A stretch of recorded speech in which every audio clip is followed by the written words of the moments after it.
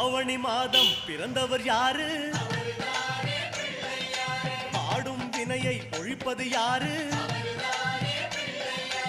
ஆதவன் வணங்கும் தெய்வம் யாரு? பூமியை தாங்கும் புண்ணியன் யாரு? அனலாசுரனை தின்றது யாரு? ஆணவம் நீக்கும் நாயகன் யாரு? முப்புரி அணிந்த மூலவன் யாரு? அவரும் வாழ்வது எங்கே கூறு?